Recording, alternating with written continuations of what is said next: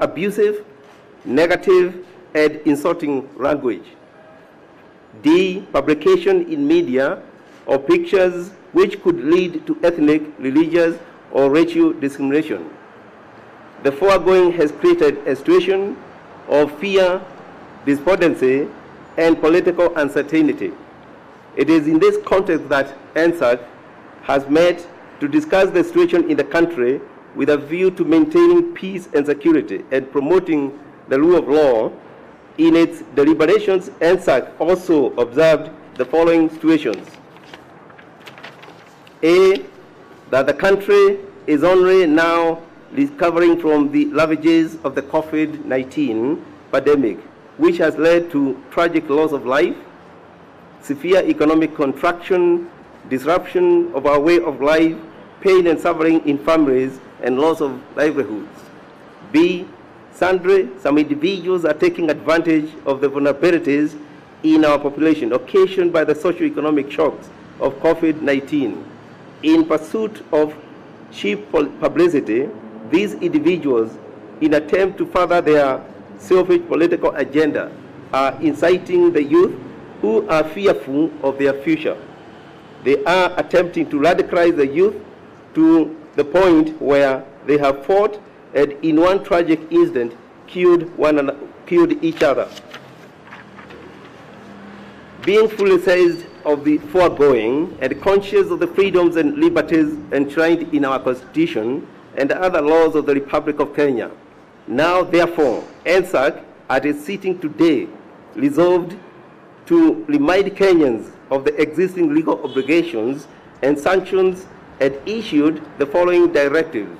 1, that all public meetings and public proceedings shall be held in strict compliance with the Sections 5 of the Public Order Act, Cap 56, Laws of Kenya.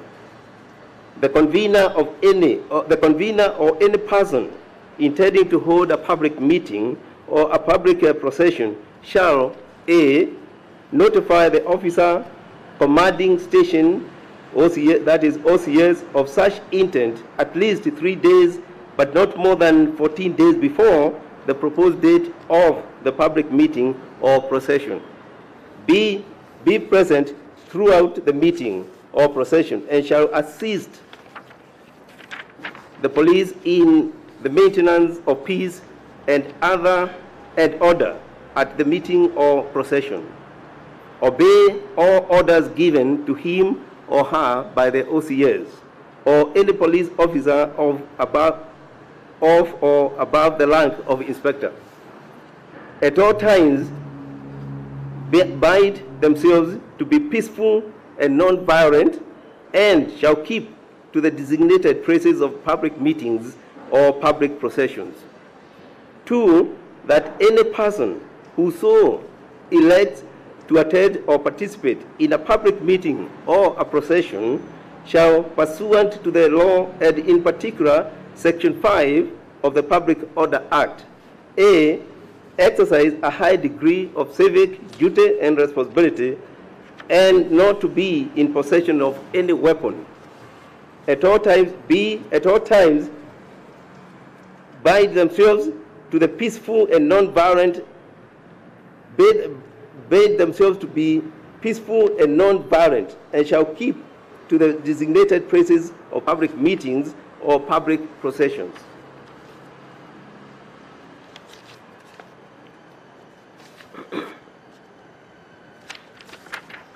C, report to the relevant authority incidences of hate speech, incitement to violence, ethnic contempt, or any other offense.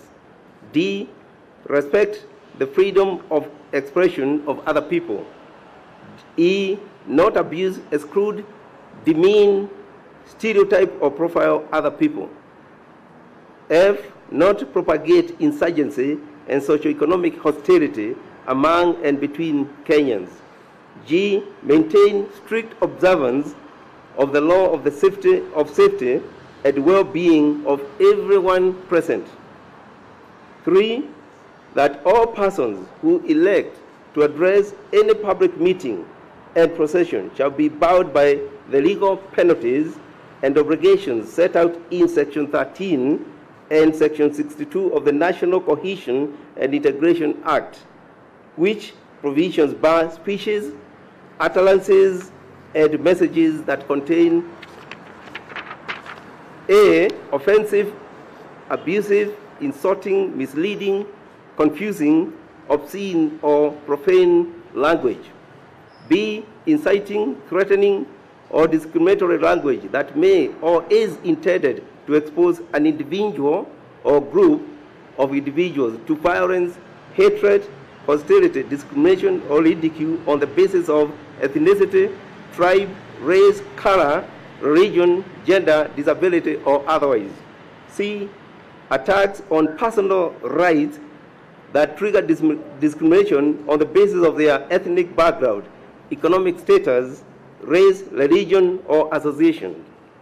4, that all media outlets shall be held responsible for all the content that they publish, add, or broadcast pursuant to the Section 62 of the National Cohesion and Integration Act, as read together with the guidelines for monitoring hate speech in the electronic media issued by the National Cohesion and Integration Commission. Accordingly, the media shall A, not publish words intended to incite feelings of contempt, hatred, hostility, violence, or discrimination against any person or group or community on the basis of ethnicity or race. B, desist from providing platform to hate mongers, inciters, and tribalists. C, practice responsible and conflict-sensitive reporting. D, endeavor to air programs that promote respect, national unity, and cohesion.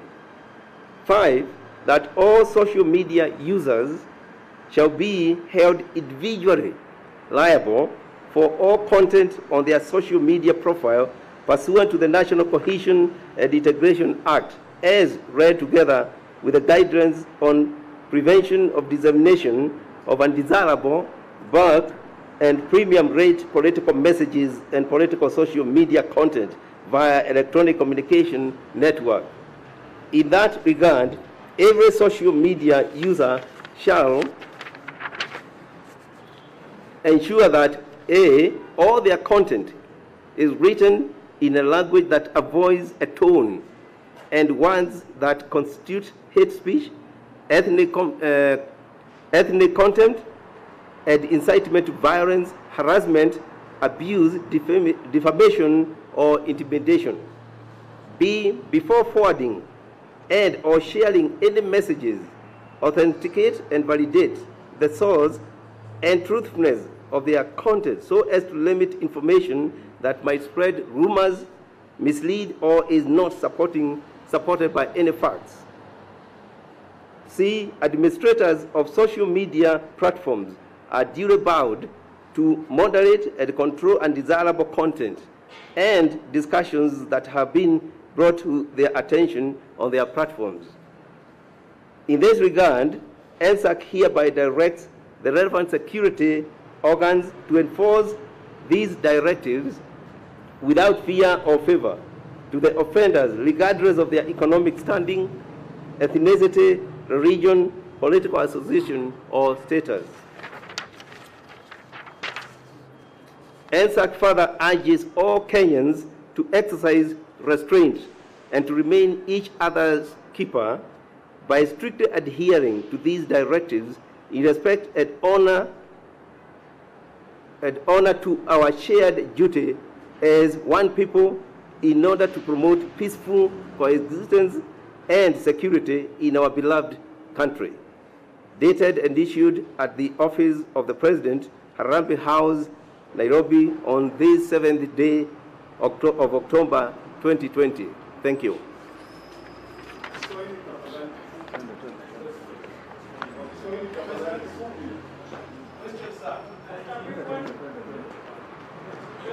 The office of the President has been accused of trying to